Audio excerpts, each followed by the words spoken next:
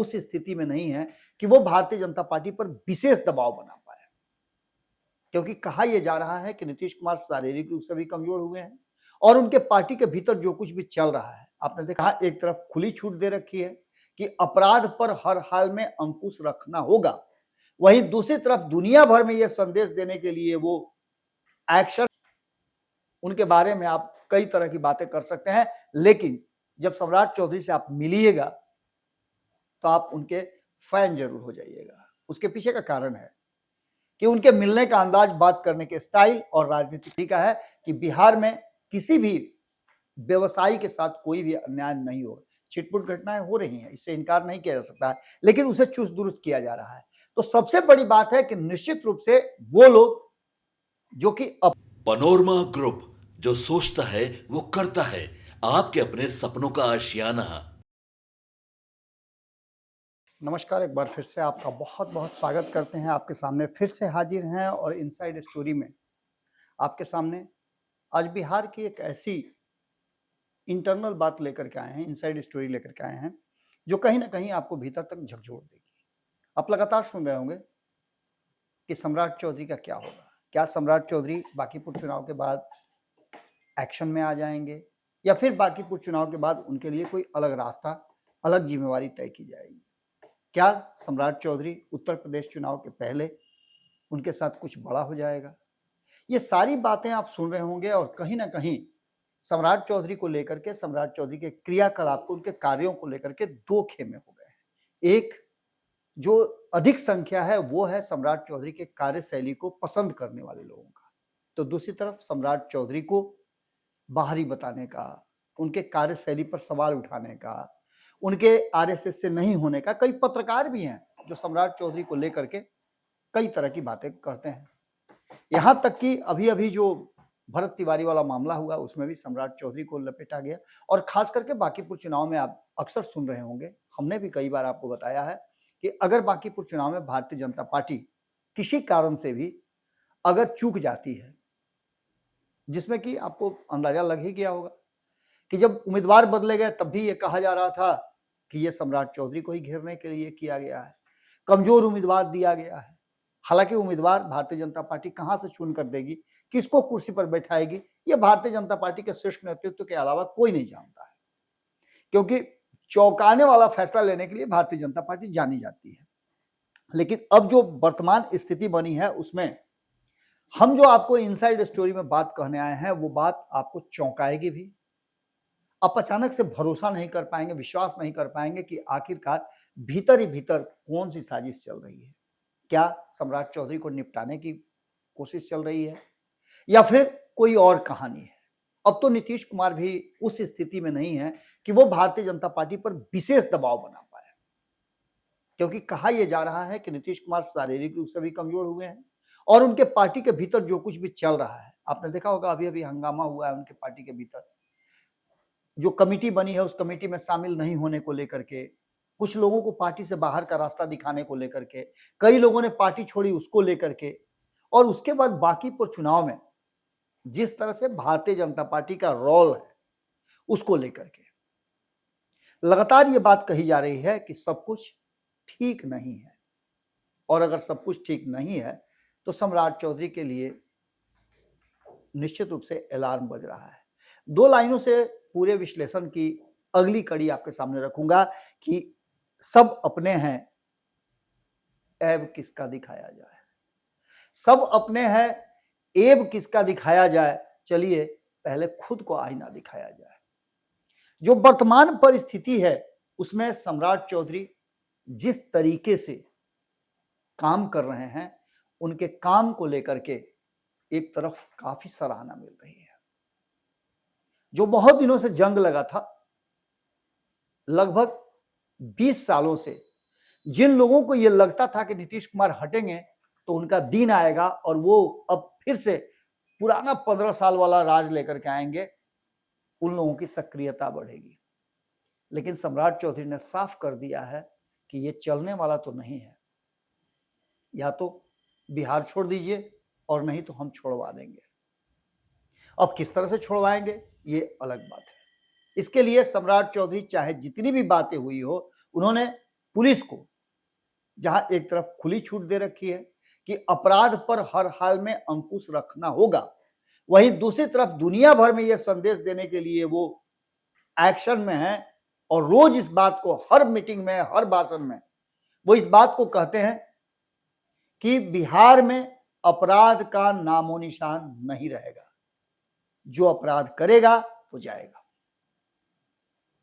अब ऐसी स्थिति में यह नहीं है कि पुलिस बेलगाम हो जाएगी तो उसे छोड़ दिया जाएगा। अभी आपने देखा कि जो जवैनिया वाला कांड हुआ, उस कांड में किस तरह से एक्शन में आए। पुलिस वालों ने यदि गलती की तो उनके ऊपर केस भी हुआ है, किसी को बख्शा नहीं जाएगा, न्यायिक जांच बैठा दी गई है, ये सारी प्रक्रियाएं चल रही हैं। लेकिन इन सबके साथ साथ जो सबसे महत्वपूर्ण बात है वो ये कि अपने क्रियाकलाप, अपने कार्यशैली और अपने कड़े फैसलों के कारण सम्राट चौधरी अपने दुश्मनों की फौज भी तैयार कर रहे हैं। एक तरफ उनके कंपटीटर, तो दूसरी तरफ लालू और नीतीश के बाद अगर ओबीसी का कोई मजबूत विकल्प तैयार हुआ है तो वो कहीं ना कहीं कई लोगों ने कोशिश की, लेकिन जो त्रिवेणी संगम का कॉन्सेप्ट था, उस कॉन्सेप्ट में सम्राट चौधरी ने अपने आप को प्रूफ किया और नीतीश कुमार के साथ साथ उनकी स्वीकार्यता कहीं ना कहीं अब भारतीय जनता पार्टी की भी रही है।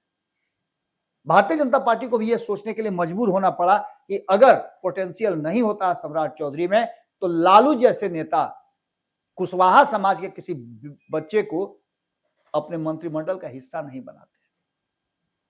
देखिए, सम्राट चौधरी कई मायनों में उनके बारे में आप कई तरह की बातें कर सकते हैं, लेकिन जब सम्राट चौधरी से आप मिलिएगा तो आप उनके फैन जरूर हो जाइएगा। उसके पीछे का कारण है कि उनके मिलने का अंदाज, बात करने के स्टाइल और राजनीतिक समझ बिल्कुल ही एक अलग पैमाना रखती है।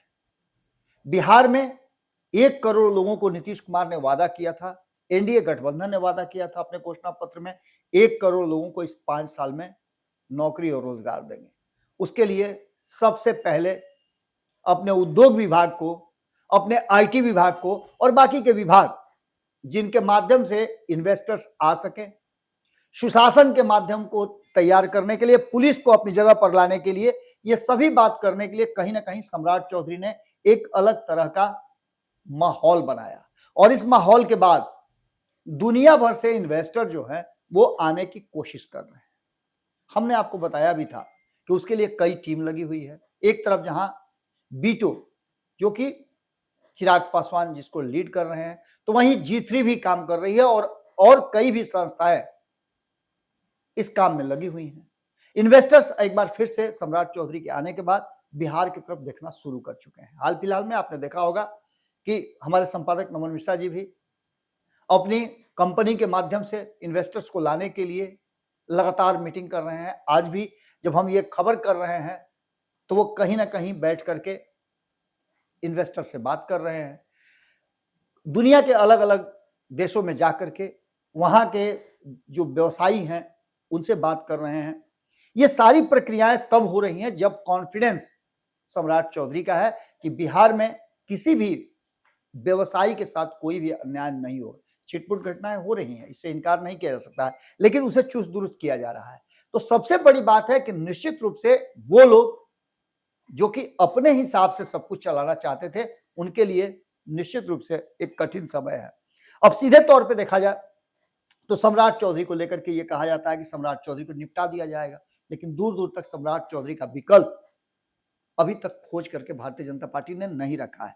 हालांकि एक बात ये भी समझ लीजिए कि भारतीय जनता पार्टी एक ऐसी पार्टी है जो विकल्प खोजती नहीं है, विकल्प तैयार कर लेती है।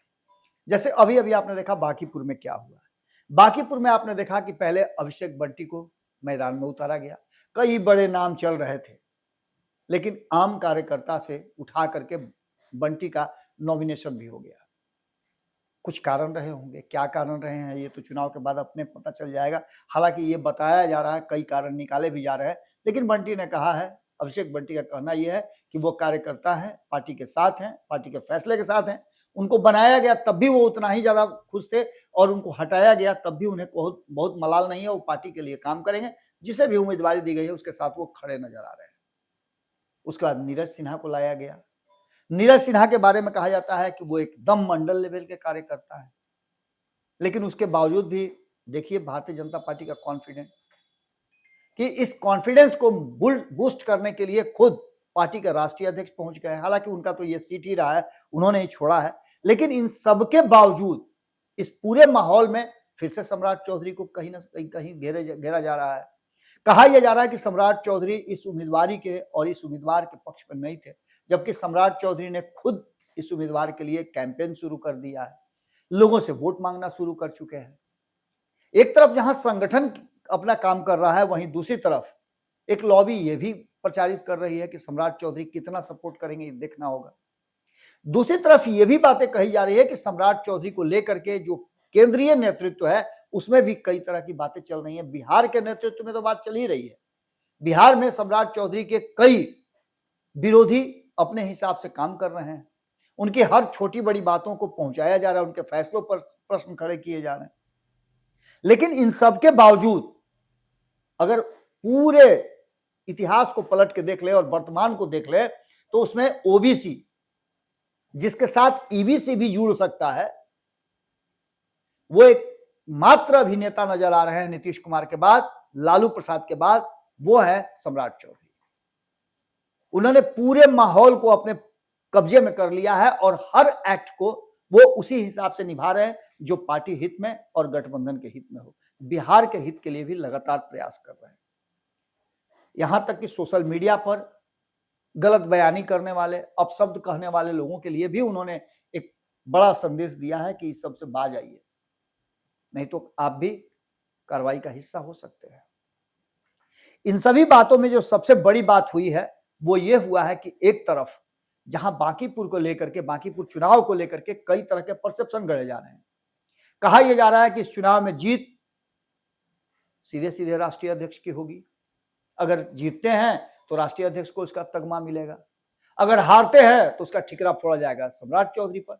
जबकि सम्राट चौधरी ने रातों रात एक बहुत बड़ा काम कर दिया है कि बांकीपुर के पूरब और पश्चिम दोनों क्षेत्र में आप उठा करके देख लीजिए कि प्रशांत किशोर, जिनका नाम सबसे ऊपर चल रहा था, उनको धाराशायी कर दिया है। 2025 के बांकीपुर के पश्चिम दिग्घा और पूरब कुम्हरार, दोनों उम्मीदवारों को, जो उम्मीदवार थे उनको अपनी पार्टी का हिस्सा बना दिया है और दोनों ने प्रशांत किशोर के विरुद्ध चुनाव प्रचार शुरू कर दिया है। यानी आप समझिए कि सम्राट चौधरी ने कितना बड़ा काम किया है।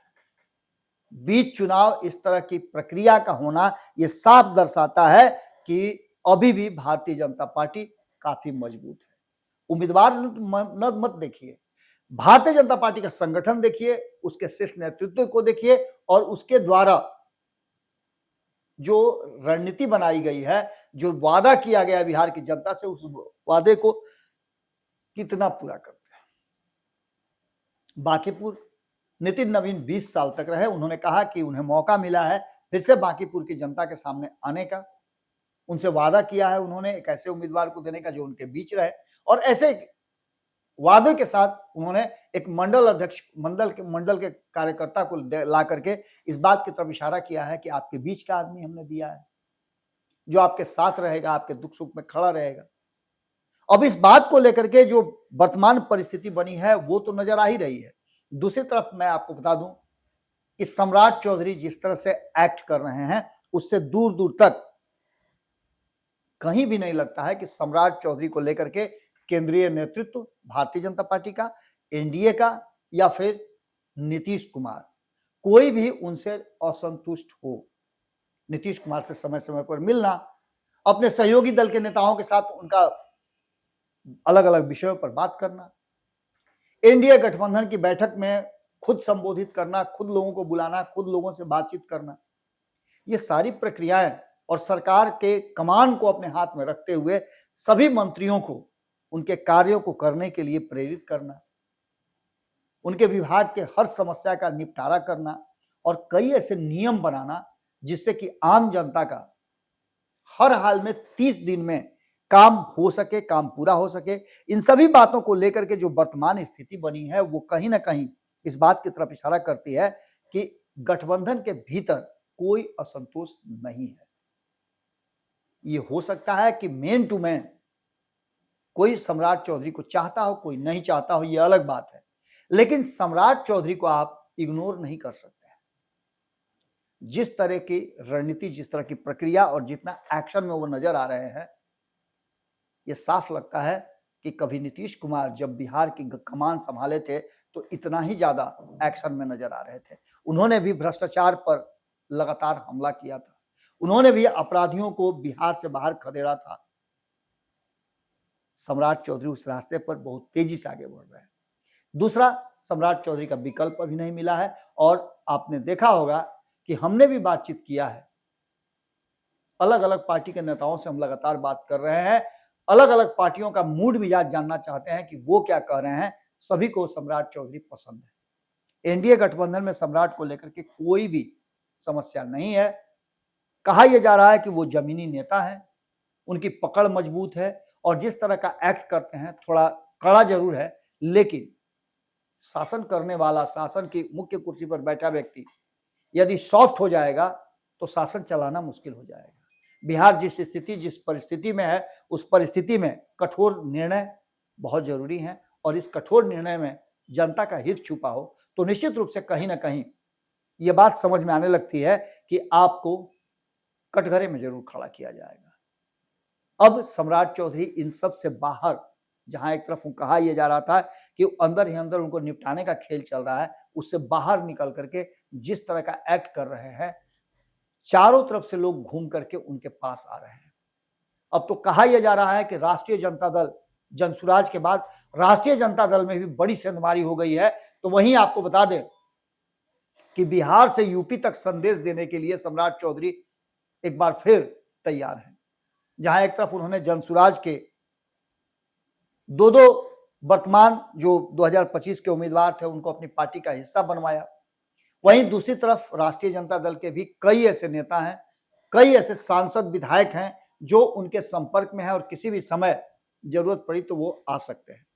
तीसरी सबसे महत्वपूर्ण बात कि अब मुकेश सहनी उत्तर प्रदेश में एक बार फिर से अपना डेरा डाले हुए हैं। उत्तर प्रदेश में वो अपनी पार्टी का चुनाव प्रचार कर ही रहे हैं और भारतीय जनता पार्टी के लिए जो कुछ भी कर रहे हैं, वहां उत्तर प्रदेश में भी उन्होंने एक संदेश दिया है कि उनके राइट हैंड मुकेश सहनी के आनंद मधुकर को, उनकी पूरी टीम को, उनकी पत्नी तक और कई लोग, सैकड़ों हजारों की संख्या में जब सम्राट चौधरी के साथ भारतीय जनता पार्टी ज्वाइन करेंगे तो एक और माइलस्टोन खड़ा करेंगे, यानी बिहार से उत्तर प्रदेश संदेश दिया जाएगा।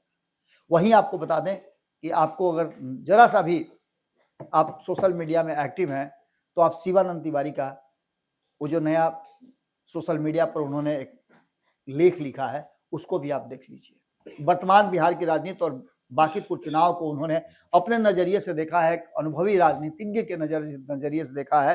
तो साफ तरीके से उनका कहना है कि जिस सेना का सेनापति ही गायब हो, उस सेना का मनोबल कैसा होगा। जो मैं बात पिछले कई दिनों से लगातार कह रहा हूं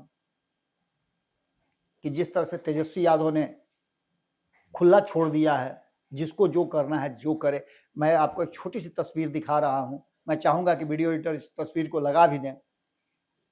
मेरे मोहल्ले में, जैसा कि मैंने कई बार आपको बताया है कि बांकीपुर क्षेत्र पड़ता है और चूंकि सिद्धेश्वरी काली मंदिर बांसघाट, अगर आप बांकीपुर से संबंध रखते हैं या बिहार के किसी भी हिस्से में हैं तो आप जरूर जानते होंगे सिद्धेश्वरी काली मंदिर के बारे में। उस मंदिर के न्यासी होने के नाते उस मंदिर से हमारा भी जुड़ाव है और जैसे मुझे जानकारी मिली कि रेखा गुप्ता आ रही हैं, मैं मंदिर पहुंचा उससे पहले वहां से वो निकल गई थी और जब निकली तो उनके साथ जो भीड़ थी, जो लोग थे, उसको आप तस्वीरों में, वीडियो में देख रहे होंगे। गिने चुने, उंगली पर गिने हुए लोग थे। जबकि आपको ये बात अच्छी तरह से पता होगी कि ये जो क्षेत्र है ये राजद समर्थित क्षेत्र कहा जाता है। कहा यह जाता है कि हाँ, राजद का वोट है और यही वो क्षेत्र है जहां भारतीय जनता पार्टी हर बार कांटे की टक्कर से निकलती है। नितिन नवीन हर बार इस क्षेत्र पर विशेष फोकस करते हैं। इस क्षेत्र में जहां एक तरफ आपने देखा होगा कि नीरज सिन्हा हो या अभिषेक बंटी हो, उनके साथ भी वो भी काली मंदिर आए थे, तो उनके साथ जो हुजूम था, प्रशांत किशोर के साथ जो हुजूम था, उसके बनिस्पत अगर आप देख लें तो रेखा गुप्ता के साथ गिने चुने 5-10 लोग थे, जिंदाबाद के नारे लग रहे थे और वो लोगों से वोट मांगकर कंफ्यूज हो रही थी। यानी सीधे तौर पे ये बात आप समझ लीजिए कि जो शिवानंद तिवारी ने कहा है वो निश्चित रूप से कहीं ना कहीं इशारा कर रहा है कि राजद को बचाने का ये अंतिम मौका है। वहीं प्रशांत किशोर के लिए भी एक बड़ी चुनौती है और दूसरी तरफ भारतीय जनता पार्टी भी अगर ये समझती है कि ये दोनों प्रतिद्वंदी कमजोर हैं तो ये मुश्किल होगा। ऐसे में सम्राट चौधरी से लड़ाई छोड़ करके अब सीधी लड़ाई आगे की लड़नी होगी, क्योंकि बिहार की तरफ पूरा देश देख रहा है और खास करके उत्तर प्रदेश के अलावा कई राज्यों में चुनाव होने वाले हैं, जिसमें पंजाब भी है, इसके अलावा गुजरात भी है। 5-6 राज्यों में चुनाव होने वाले हैं 2027 में और वो सभी राज्य बहुत टकटकी निगाह से देख रहे हैं कि बांकीपुर क्या फैसला करता है। अगर प्रशांत किशोर की जीत हो जाती है इस क्षेत्र से तो सम्राट चौधरी का क्या होगा ये तो अलग बात है। सम्राट चौधरी एक योद्धा की तरह लड़ेंगे और जो उनको मिला है जिम्मेवारी, उस जिम्मेवारी को निभाएंगे ही, लेकिन सम्राट चौधरी विकल्प के रूप में कहीं ना कहीं जो कल तक कमजोर तेजस्वी यादव से सामना कर रहे थे, उन्हें अब मजबूत विपक्ष मिल जाएगा।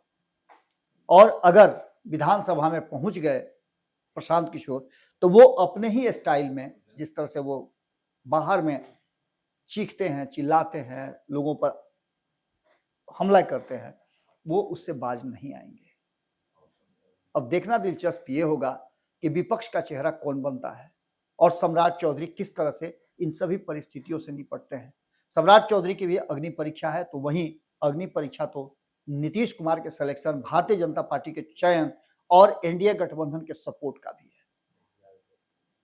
सम्राट चौधरी को निपटाने का ऐसा कोई दूर दूर तक नजर नहीं आ रहा है, न ही इस तरह की कोई बात सामने आ रही है, न इसके कोई तथ्य और विकल्प सामने नजर आए हैं। ये मीडिया और राजनीतिक गलियारे से लाया गया एक शगुफा है, जिस पर किसी भी तरह का कोई भी दूर दूर तक प्रमाण नहीं है। यानी सम्राट चौधरी निर्बाध गति से अपनी सरकार और अपनी पार्टी के साथ साथ एनडीए गठबंधन को एकजुट रखे हुए हैं। आगे क्या होगा ये आने वाला वक्त बताएगा, लेकिन बांकीपुर का चुनाव उस मोड़ पे जाकर के खड़ा है जहां से किसी भी तरह मुड़ सकता है। अब देखना होगा कि कौन क्या करता है, किस तरह की रणनीति बनती है और 30 तारीख को जनता जो वोट करने जाती है बांकीपुर की, तो वो किसके ऊपर भरोसा करती है। जुड़े रहिएगा भारत लाइव के साथ, खबरों का सिलसिला लगातार जारी है। बहुत बहुत धन्यवाद, नमस्कार। आपके सपनों को हमने सजाया है, ई होम्स पैनोरामा को हमने बनाया है। ई होम्स मेरा एक सपना था जिसपे मैं पिछले 4 साल से काम कर रहा था। हमने जो बनाया है वो सबने है माना। ई होम्स पैनोरामा में हो आपका भी आशियाना। और फाइनली हमने 2021 में इस प्रोजेक्ट को लॉन्च किया। बहुत लोग अप्रिशिएट कर रहे हैं कि पूर्णिया जैसे शहर में, बिहार के, एक तो बिहार की बात करें उसमें भी पूर्णिया जैसे छोटे जगह में इस तरह का लाइफस्टाइल देना, ये सुन के हम लोगों को बहुत अच्छा लगता है। ई होम्स में हमने कुछ और भी किया है, जैसे हम जिस जगह में रह रहे हैं हमारे फैमिली सिक्योर हो, उनको सिक्योरिटी का ध्यान में रखा है। आपकी सुविधा और सुरक्षा आपके लिए खास है, ये आपका विश्वास है। इसमें आर्टिफिशियल इंटेलिजेंस का 7 लेयर सिक्योरिटी का हमने इस्तेमाल किया है। लस ग्रीन कैंपस को बनाया है। यदि हमारा बाउंड्री वाल है तो वो वर्टिकल गार्डन है। ये जितनी भी फैसिलिटी होता है एक इंटरनेशनल टाउनशिप में ई होम्स है, ये हम लोग विश्वास नहीं कर पा रहे हैं। जो भी हमारे मित्र, दोस्त या जो भी हमारे बाहर के बाहर आते हैं तो हम लोगों को बहुत अच्छा सुनने को मिलता है और बहुत अच्छा क्रेडिट मिल रहा है। वो सारा हमने सिर्फ एक बिल्डिंग नहीं बनाया, हमें एक बहुत अच्छा लाइफस्टाइल दिया ई होम्स में, और मेरा एक सपना था जिसको मैं आज फुलफिल होते हुए देख रहा हूँ। ये आपका आवास है। ई होम्स पैनोरामा में अब आपका निवास है। E homes Panorama, luxurious lifestyle redefined. Panorama group, जो सोचता है वो करता है। अगर ये वीडियो पसंद आई और वह बिहार के राजनीति और बिहारियत से सरोकार रखेनी तो सब्सक्राइब बटन दबा के चैनल के सब्सक्राइब कर ली। ओजे एगो घंटी बा, ओकरा बटन दबा देला से कुल सटीक और मारक खबर रुआ मुफ्त में मिल जाई। अगर रुआ पत्रकारिता के हमनी के नया प्रयोग में सहयोग कर चाहतानी तो ज्वाइन बटन दबा दी। पेटीएम नंबर नोट कर ली 9386816700।